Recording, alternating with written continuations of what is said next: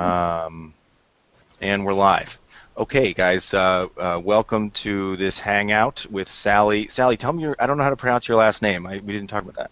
A guy named Mooney met a girl named Sue. Munemitsu. Munemitsu. Okay, with Sally Munemitsu of Algorhythm. And what I'd like to do first is to go around the horn and introduce ourselves, what our camp is or what our affiliation is, and then yes, Kim made it, and then also where we are geographically. Oh, we lost her. And then where we are geographically. So if everybody can see the chat box, why don't we go Anne and then Carlin and then Terry and then Tim and then Sally and then Matt. All right, Anne, you want to do your introduction? Can you take yourself? Great. Yep. Hey everyone, really good to see everybody here. I am currently in Western Mass, but I work for the Hole in the Wall Gang Camp, which is in Northeast Connecticut, and I'm the Director of Research and Evaluation there, and I'm also the Chair of the CARE Committee, the Committee for the Advancement of Research and Evaluation, and Deb Bolesky and Lori Brown had wanted to join in today as well, but both of them had other prior commitments, but I didn't, so I'm really excited to get to see everyone today. So great to meet everyone. Carlin, go for it. I'm Carlin. I'm at Camp Champions in Marble Falls, Texas, so we're in Central Texas, a little bit outside of Austin. And I'm stepping in for Eric Hillis, who's one of our Guy Side directors, because he couldn't make it today, and I'm glad I'm able to be here. And I'm Terry Mulks. I'm the director at Camp Susan Curtis, which is in Stoneham, Maine, which is the western part of the state. And we work with economically disadvantaged youth from the state of Maine.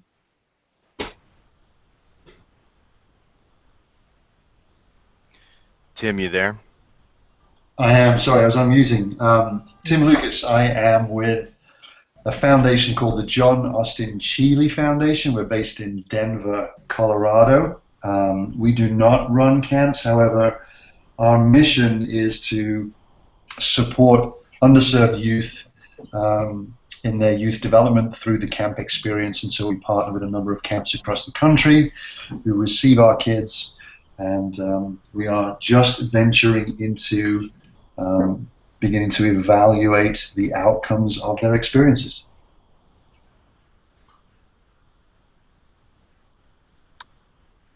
All right, Matt Smith, Longacre Leadership Camp. We are in Pennsylvania.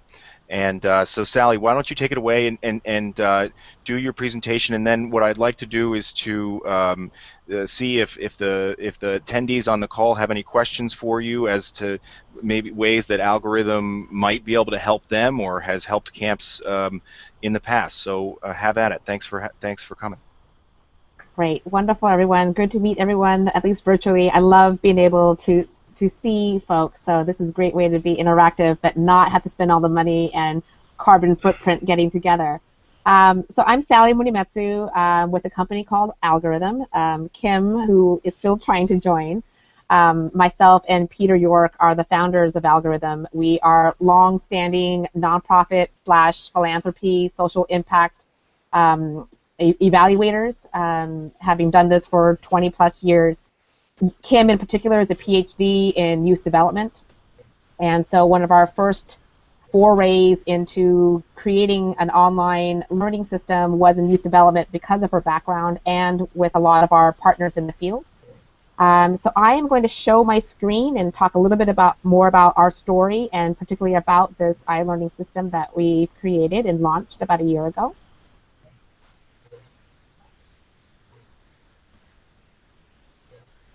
So Matt and team, does everyone see my screen? I can, Yep. yeah. Yes. Great. So I know much of the field talk is about program evaluation and metrics per se. We very intentionally called it learning because that's where we feel is the heart of everything that we do, is this opportunity for especially frontline workers, so your counselors, your program staff, to really understand what's working, what's not working, how do we improve, how do we really help each youth And so the ability for the data to come more real time and your ability to learn and to pivot and make changes, we want it to be more than quote unquote evaluative, where people tend to think about, oh, I did this survey, it's going to come back in 6 months, I'll learn then kind of concept. So we wanted to sort of get away from the words evaluation, which is why we made it learning. As I mentioned, we've been in the field for 15, 20 years plus, and we've built big businesses in evaluation and in evaluating nonprofit work, in evaluating foundation work, just in evaluating social impact overall.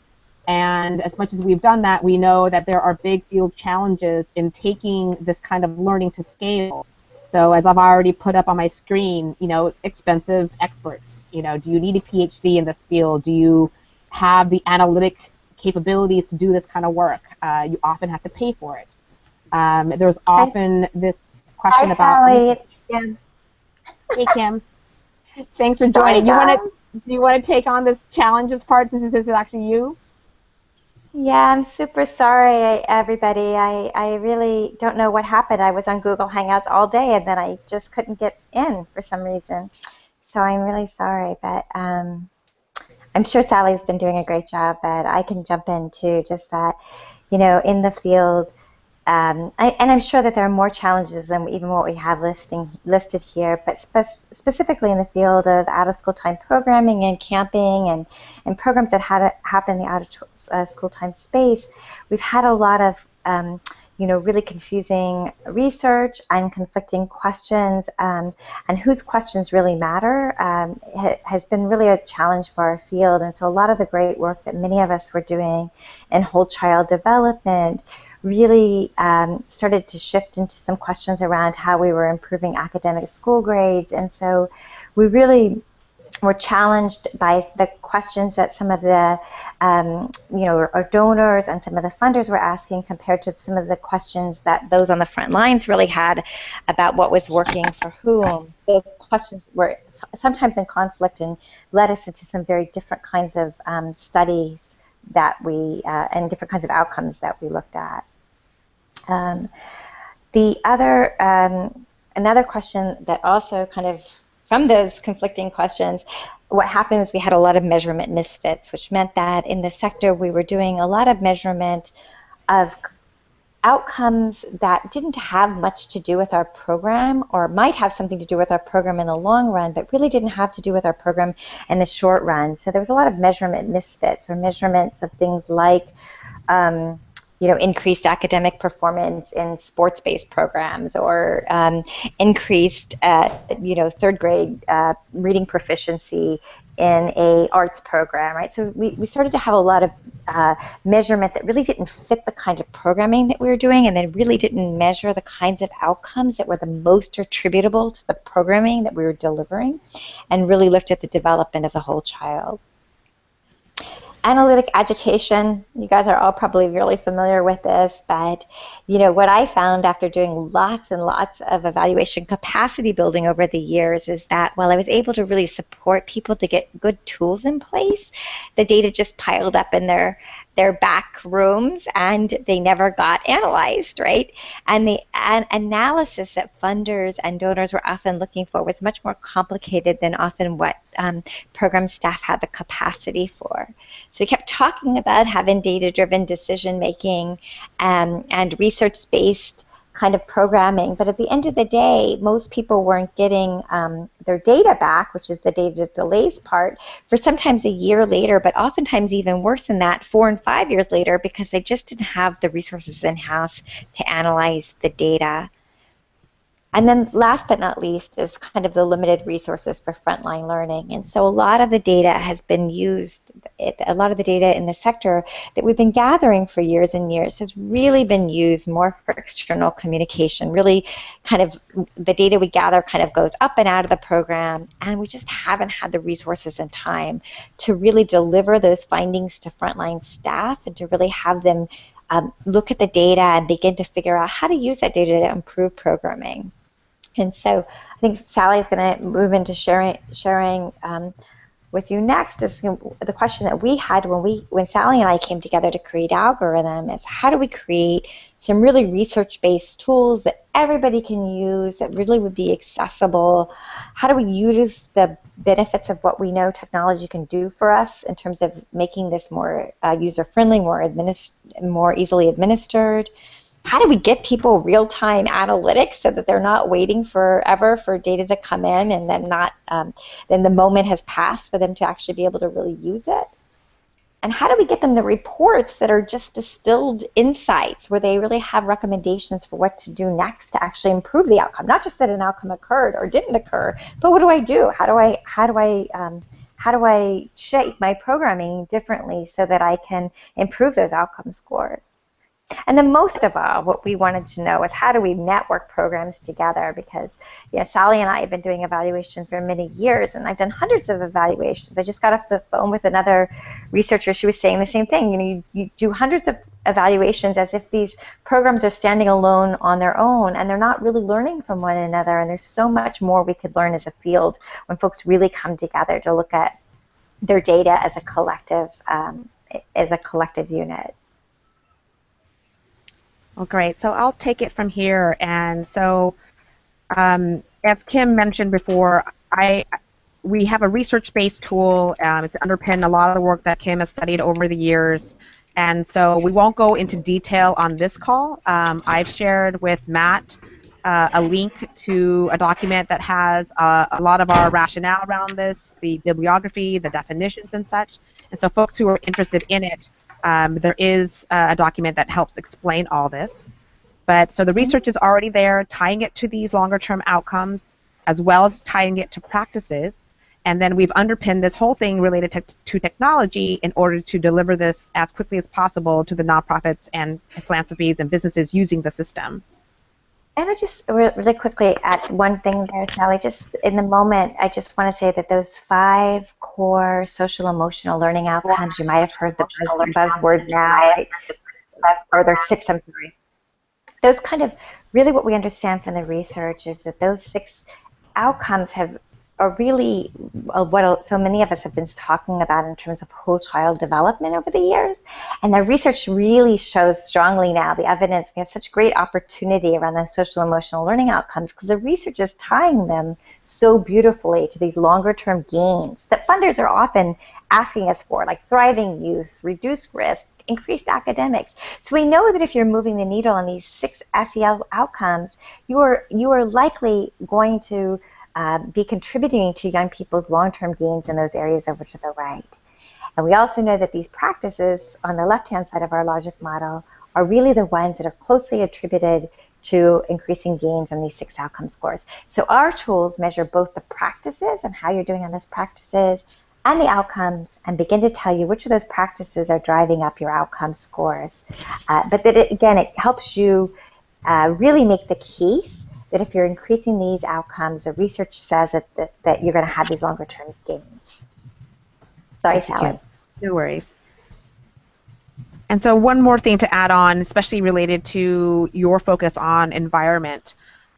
We have the core questions that are related to the previous logic model, but we also have an additional, I think it's like 10 to 15 questions that are very specific to these 6 sort of focus areas that a lot of different programs are working on.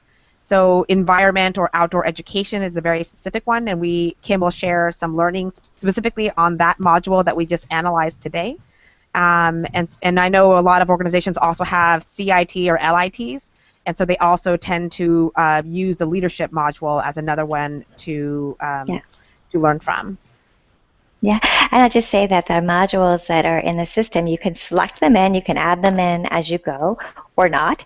But they really focus. They're not really super skill-based at this point. But what they really look at is have we increased young people's motivation and engagement in the area. They're really their understanding of what it takes to succeed in terms of environmental stewardship. In your case. Do they have hands-on activities that allow them to practice their skills? And is there some ongoing support for both peers and adults? Do they have social capital to continue this interest area? So I'll go over some of the technology benefits related to this in terms of, we spent a lot of time on the user interface, so that way it's pretty self-explanatory as you go through it. So I'm just going to show you just a couple of screenshots of the technology itself. People basically name their program. You can assign someone else to actually be the program leader, or if you have multiple program leaders in your organization, each of them will then be assigned and get their own set of emails and their own sort of surveys to administer.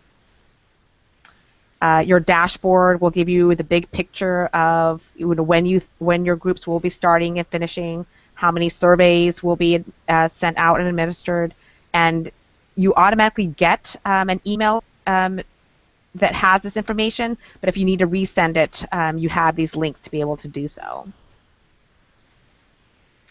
And as Kim mentioned, related to the modules, you can select these in or out at the programmatic level. And so for most of our camp organizations, they tend to add on this environmental one and or this leadership one, but we have a couple organizations like Hands In for Youth or Steve's Camp that has this more focus on healthy habits. And so this is another one that is fairly popular. And we would recommend that they only choose, one or two, because the survey just becomes really long. So you'd never want to see your system look like this one where they're all checked off. Correct. So it says here that each module that you add on adds about 3 to 5 minutes for the youth to take, depending on their literacy levels. Yeah. And right now the survey takes about 15 minutes for most youth to take. Right, and it can be done, as you can see here, both as a hyperlink in terms of being able to take this anywhere where you have Wi-Fi. So whether it be a computer lab, tablet, phone, but for most of our camps, they need paper versions. And so there are paper versions that can be downloaded and printed. And they have the unique assignments for each of the groups that you've determined would take the survey. And then when you bring it back to camp or base camp, your team can then enter the data here by this hyperlink. So I was going to give you a quick live version of a report, and then we can... So as I was showing Matt today, we spent as frontline people ourselves. Kim did youth development in Harlem. I was a middle school teacher. Pete York was a social worker for the homeless. One of our pain points as being frontline folks is seeing the data. We do all the work to collect the data and never get to understand, what it's telling us. And so we spent time thinking about a pre-report. So as soon as the data at the pre-report is entered, there is a pre-tab, and your information is already calculated. So on average, this group of youth scored 63. So this tells me which areas they already at baseline are high in terms of the 6 areas that Kim mentioned in terms of outcomes, so SEL outcomes, which are medium, and then which are low. And so that way, as my team and I are about to implement this program, if there's areas that we really want to focus in on, we can look at, so for example, contribution.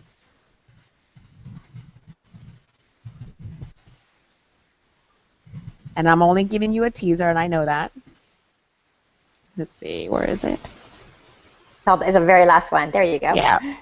So I will then know that from my cohort, what % of them were high, medium, or low in order to get that average. And as Kim mentioned, related to the practices itself, these are the research-based practices that are related to contribution. And so my team and I can think through, related to our program that we're about to implement, how can we do any of these things more intentionally? Encourage youth to set individual life goals and create action plans. Ask youth what they are interested in and giving them opportunity to do so. So given the context of our program, we can try to do these practices more intentionally in order to try to really move the needle of these youth being able to improve their contribution outcomes. And then there's a post report that is also automatically calculated. So as soon as my cohort is done,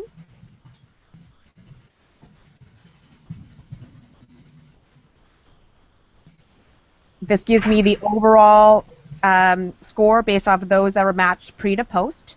So of my 14 youth that were matched pre to post, 86% of them, or 12 of them, made a statistically significant gain in one or more areas of the SEL6 constructs.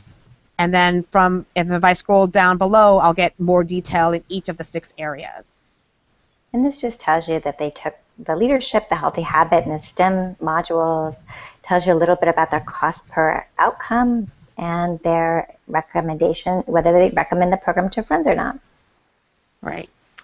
So I'm conscious of our 10-minute timelines, which is why I'm not giving you too much more detail. But all of this information is automated, and all the analytics, and hence our name, Algorhythm, is a play on the word algorithm in terms of the analytics behind the scenes that basically does the pre-post match, does all of the statistical rigor, and then basically gives you the insight. So this is 50% of those youth made a statistically significant gain in the area of social skills. And so that insight is, tabulated and presented, to us on an automated basis. So with that, Kim, I'm going to turn it back to you on the network learning for our last few minutes. Yeah. Good night. Thanks. Awesome. So we're just able to see, over time, and as we look at and we continue to mine the data over and over again. We just finished mining a lot of the data to see what we can learn across the network, so that we can understand in this space what exactly is driving up the outcomes and what can we learn.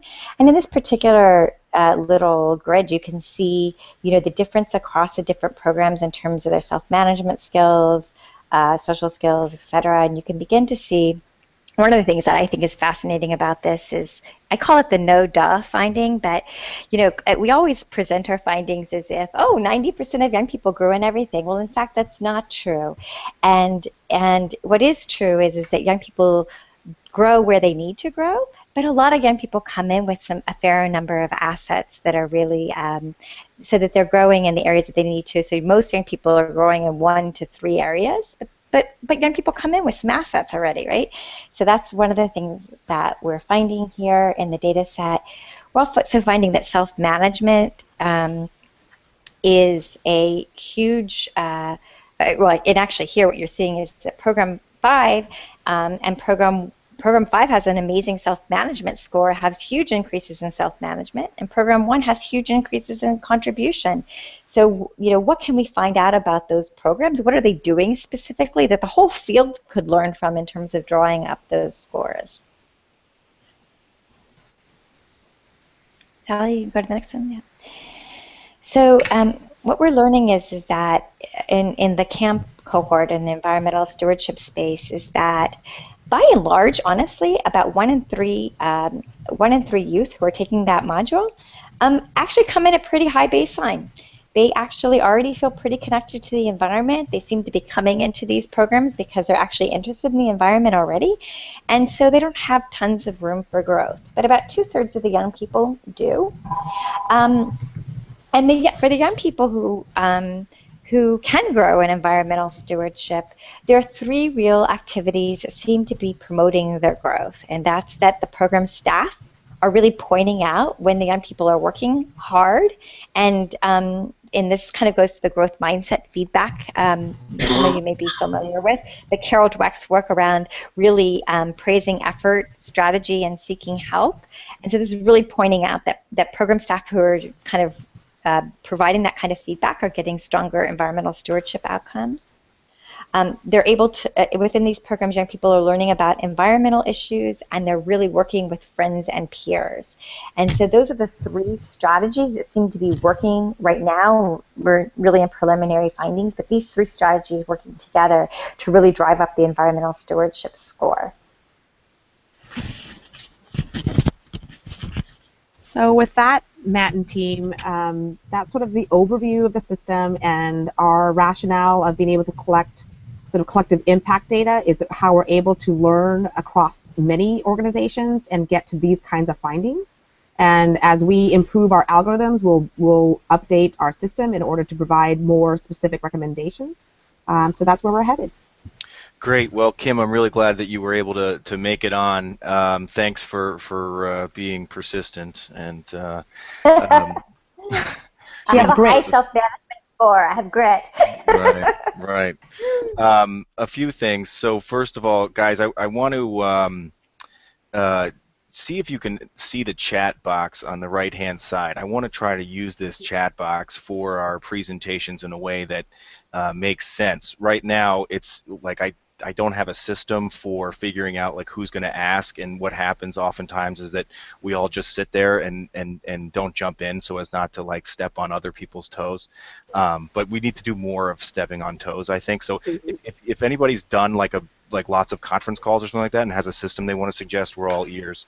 The other thing is that because this is not a typical structured presentation, all these questions, just can be about how it pertains to you. Just be selfish and try to think about like how could you make this work for you and your organization or your business. Of course, if you want to ask background questions, you can do that as well. But I want you to pursue the line of inquiry that you have in mind. Does anybody want to start for Sally and Kim?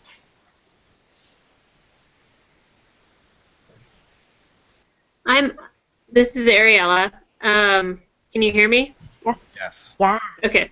I'm interested in, so that last slide you showed, Kim, I'm just curious, are there techniques that for the getting the staff, like is there some sort of like system that you recommend or that you are measuring specifically in terms of having the staff kind of help kids get excited about the environment? Like, what did that look like? Does that make sense? Yeah, it's a great question. I think, what we're trying to do, I don't have a great strategy for engaging people in some of those best practices, but I think what we have is a couple little videos. One seemed to be in my mind, around growth mindset. So we do have in our system, and also happy to share with you, Carol Dweck has some really great tips around that. We also have another nonprofit that had some really fun activities around giving growth mindset feedback that we've worked with. But that seems to be one strategy for training staff around how to really start helping young people by giving them feedback about their effort, strategy, and abilities to seek help versus their qualities. The other thing we were seeing about those young people just in the beginning is that they also, young people who are high baseline tend to push themselves pretty hard already, and the young people in the program who had more room for growth weren't. So I think that, we're starting to see things where staff were providing young people with space to try to stretch and grow. But I don't have specific activities, but we're really hoping that we can begin to lift up people who are doing really well at this and some of their practices and share them with each other. Yeah, there's a project that we're doing right now with an organization called Youth Inc. in New York City, and they've actually asked us through a grant from News Corp to look at and find those positive deviants in our system and do case studies, and then also look at the practices of what we're saying, like growth mindset. Like, what does that really look like? How do you literally do that in a camp setting versus an after-school program versus a rugby sport? So we're actually developing those case studies over the summer, and that toolkit will be available publicly in the fall. Awesome. So we're excited to be able to look at those kinds of things. And then I'm happy, I think I have everyone's email from Matt's last chain, but I can send some of these resources that Kim's been mentioning. We train folks on these concepts of, social emotional learning and all the youth development practices. And there's just some great research out there and some great TED Talks that a lot of folks have been using with their staff to sort of have them understand what it looks like and what it means and what kind of impact they can have. Because a lot of folks who come into this kind of work aren't youth developers. I mean, they love the outdoors. They've had that experience. They want to pass it on. But there's literally some great research that says the way that you provide feedback can be really impactful. Your choice of words can mean a lot. And so we can send that information around. That would be awesome. Ariel, I think one of the things that's cool about this tool is that after the summer, like let's say you go through your summer or through your session, let's say a 4-week session, and then you give your kids the post. You can look at that at the data and then do different focus groups with your staff. Let's say the girls and the boys, and let's say the girls actually made good gains with their girls. The female staff made good gains with their girls, and the male staff made less gains. The female staff may be able to articulate for you what it was that they were doing that the male staff weren't doing that showed improvement in environment. For example. Such a great point. That's Yeah. such a great point, because I think sometimes your staff are doing things intuitively that you've never really lifted up, and you find these. Sometimes we find like huge differences in one little group where a staff is doing something extraordinary who they don't even know they're doing something extraordinary. But you really kind of, I love that, just taking these opportunities to find out what they are doing and then driving that practice across all the groups. Yeah, and Kim's push to us to really incorporate the practices into the system, I think, was brilliant, because I feel that most youth developers, when they see those practices, they're like, yeah, we're doing that. But then when we talk about it more collectively, people are like, wow, but we're not actually very intentional in it. We're not intentional about doing it all the time. Or, especially for summer camps, you get a new group of youth who come in who are basically the older camp counselors. So are there ways that you can train them more intentionally on these practices that to you may be second nature, but to be able to deliver them to your youth on a consistent basis, which would then mean your outcomes would be more consistent as well. And so I can send around also sort of this worksheet that we have related to the practices themselves, and then basically you work with your team on sort of saying, well, how does this look like, even if we pack a bear bag or go canoeing, how can we still do something like matching youth together based on strengths? How do we provide growth mindset feedback on every activity that we're doing? So it's just, if anything, it's more mindfulness for you and your staff. Mm-hmm. Yeah. All right, great. Carlin, we have a lot of TED Talks that are really fun. I think the TED Talks, this frontline staff are really enjoying those a lot. That's awesome. Thank you. Mm-hmm. Carlin, hit it. Yeah, I have 2 questions. The first one being any of us that have been involved with research or have tried to do research, we know that all of these skills and outcomes that we love to see are incredibly valuable, but we also know they're incredibly hard to measure. I mean, they're not test scores that you can answer the math problem right and you get 1 score or you don't. These are hard to measure. So where do y'all get the validity for your questions and for your measurements to be sure that you really are measuring the outcome we say we're measuring when we're administering these tests? That's the first one. Right on. Great question. Should we answer that? That's a big one, so we should answer that one first. It is kind of big. Yeah, it's a big one. So, I mean, the great news is that the social emotional space has. My previous job was actually a funder of all the research in this area. So I have a long history with this particular body of research. And so the good news is that there's been a lot done, and there's a lot of tools out there. We're not saying that ours are any better than anybody else's, but what we do know is that our tools they've all been validated. We have right now about 5,000 youth in our system. The alphas, which if you're a research wonky person, everybody else is lost now. I said the word alpha, so we're all gone. but it means that the constructs are holding up, so we know that they're measuring what they're supposed to be measuring, and we know that they've been very reliable. We also know that there's strong differences in how people are scoring, so that they're holding up, but we also know that there's variability. So they are actually holding up across age range and context. So we know that they're holding up. We also did an enormous amount of testing, 3 years of testing, to assure that we not only had statistical validity, but we also had face validity. And what does that mean? And I have to also tell you, I had statistical validity for a lot of my life in these large-scale studies, and it had no face validity. So what did that mean? It meant that all the researchers nationally could say great things about their data, but very few youth in the communities that I worked in could read the survey and understand it. I know that makes no sense, but it does in research world land. So we spent a lot of time, and the reason that we didn't use some off-the-shelf measures that existed is because the kids in some of the poorest communities we worked in couldn't understand the questions. So we spent enormous amount of time with about 30 different agencies working to make sure that the young people understood the questions. And so the scales and the concepts are still the same as what's in the research, but some of the questions are different because we needed to get them to where the youth could know what they were answering. Mm-hmm. Yeah, and we also have a great grid that shows, so everyone has their own term. So there's grit out there, growth mindset out there. Everyone has their own name for things. And so what we've done is we looked at all of the major tools in the field. We mapped it against what we call our, 6 areas plus 5 effective practices, and we show you what we feel is comparable to other tools and what they have. And so that is part of the longer research to practice briefing that we have that I can share. And as Kim mentioned, it's got the Cronbach's alphas noted in case you wanted to see the strength of each of these measures. Yeah, but yeah. Great, thank you. Question you had.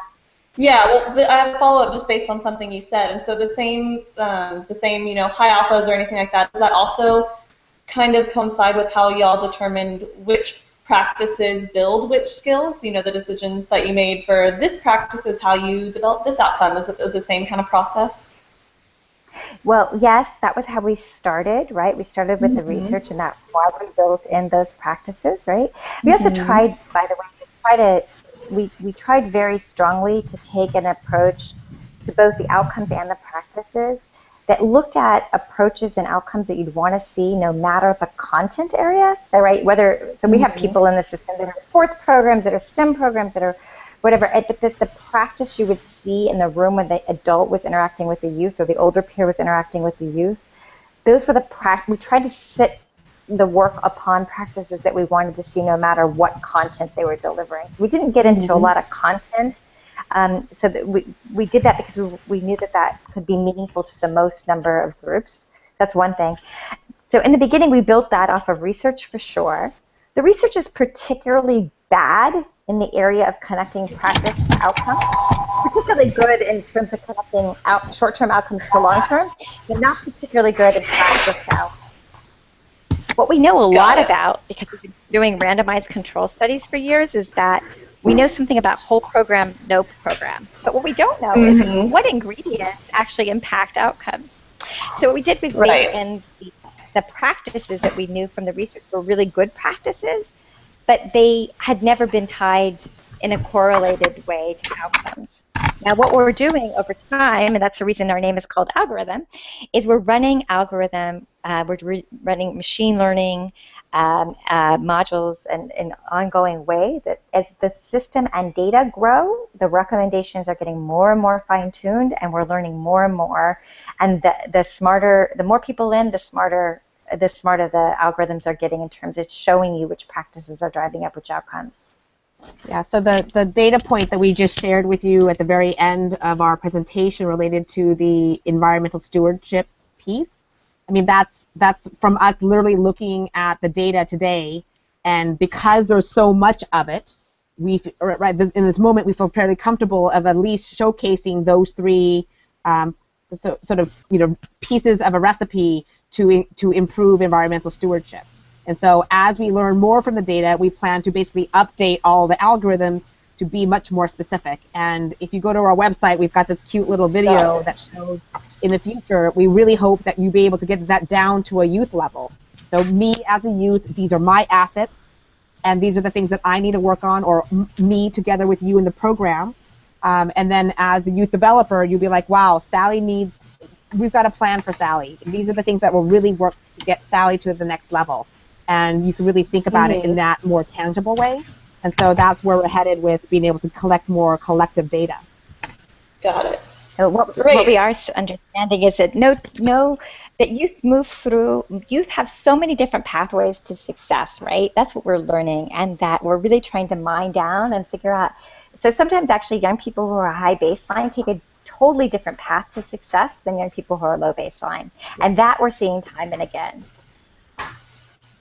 Great, thank you. I do have a second question, but if someone else wants to take a turn, then by all means. All right, we'll come back to you, Carlin. Great. Anne, you had a question that I don't understand what that even means, but I want you to explain what your question is and then ask it, please. Oh yeah, it's actually just about the operational how you would implement the survey. So am I right in assuming that you have a pre and a post test that Yes, kids fill out at 2 separate times? that's correct. Is it set up for a third?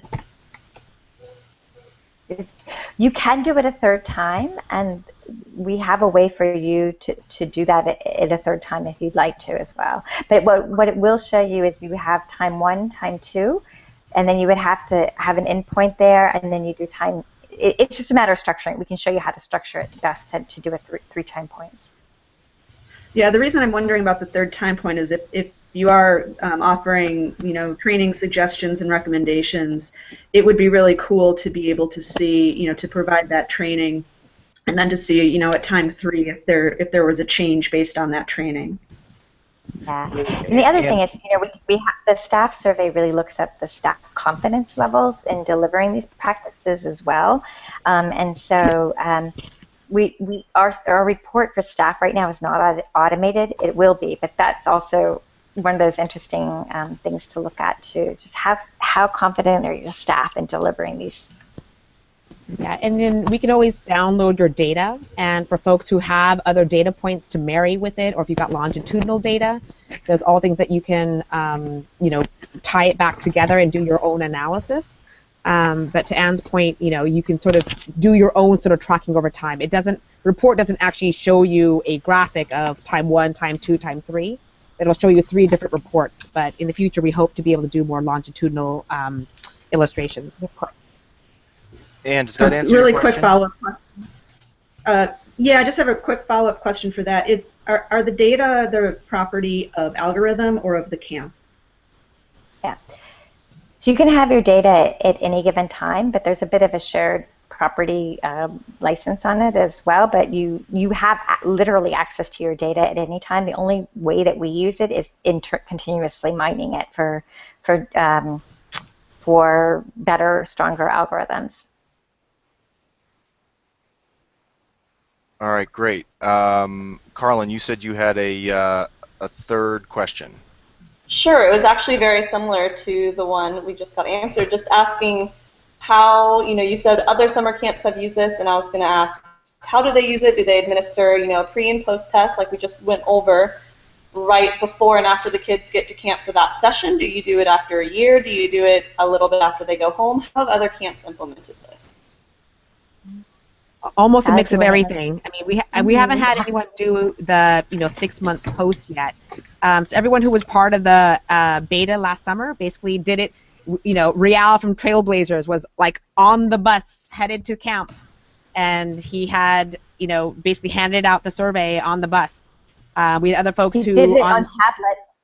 He did it on tablets on the bus too, right? He bought these $30 tablets. Rial's our tablet. Whatever, Maven. But right now you can buy a very inexpensive tablet for $30, and so it's cheaper than data entry, and you can use it for other fun things too.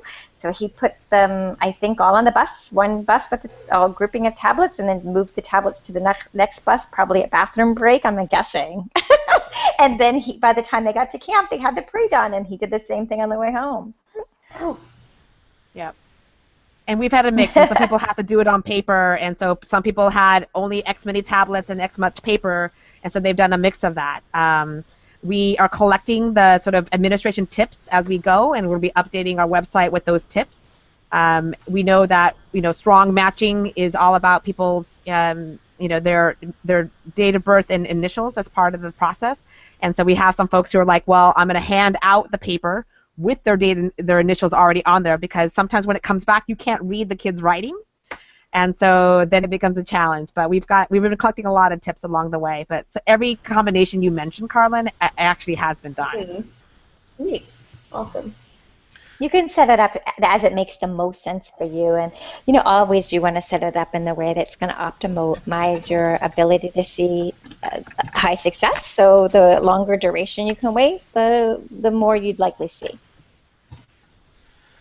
increases. I have a question. I think you sort of spoke to this initially, but I didn't quite understand it. So the algorithm reference, like in 10 years, let's say, when you have 10 times the camps and many multiples of data, what more are you going to, like, what, as a client, how is that better for me, for you to have more camps and more data? Like, what do I get out of that is better than whatever I get in 2016?